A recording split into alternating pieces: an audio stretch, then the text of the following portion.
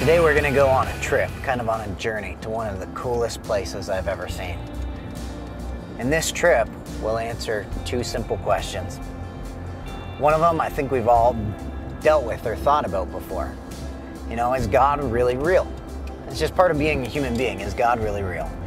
And the thought there is, if He is invisible, how can I believe in something that I can't see? Second question. What if there was a source of power that was cheap, it was clean, it didn't hurt the environment at all, but we never tapped into that source of power. We never used that power. Does that make any sense? Two questions today. You're going to get the answers to both.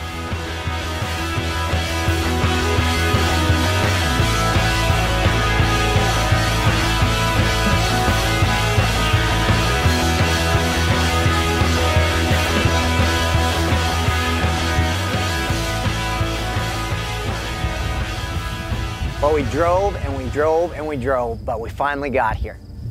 We are in the middle of Illinois at an experimental wind farm.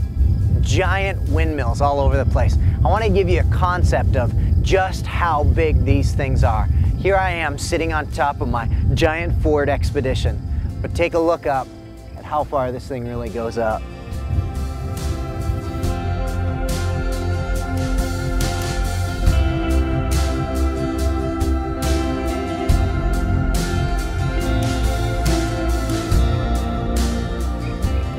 Wind power was invented in the 1980s in California.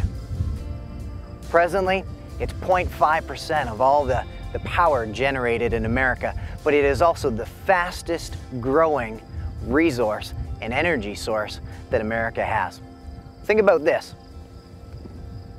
To power all of America from coast to coast, all that power could be generated just in the Midwest. Just from the wind that is around us.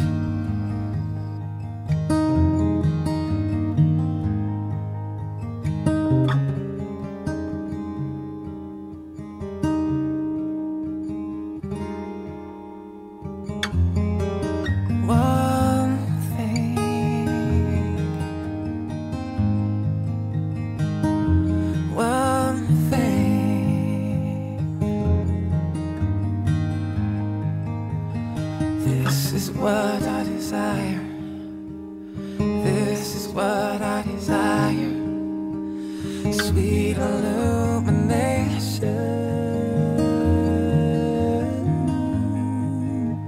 Sweet illumination.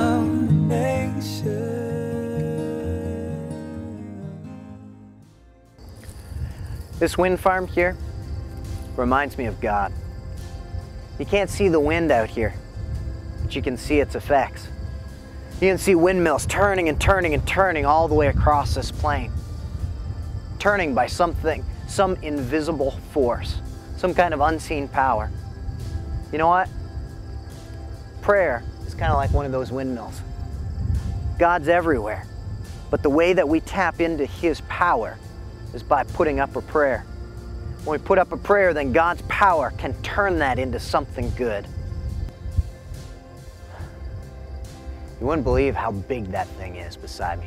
That windmill, over 200 feet high. We're talking 10 times as tall as your house. Just the wings on the fans are about 100 feet each. These things are huge. It's kind of like your prayer life.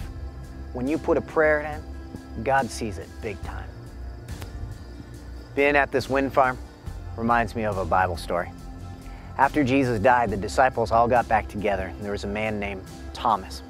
You probably know him as Doubting Thomas. Basically, he said, if I can't put my fingers in the wounds of Jesus' hands and in His feet and in His side, then I can't believe in a God that I can't see. You know what? Jesus came back. Let Him put His finger in His hand. The story finishes. Jesus talks to every one of us through the ages. And He says, blessed are those who do not see, yet you still believe.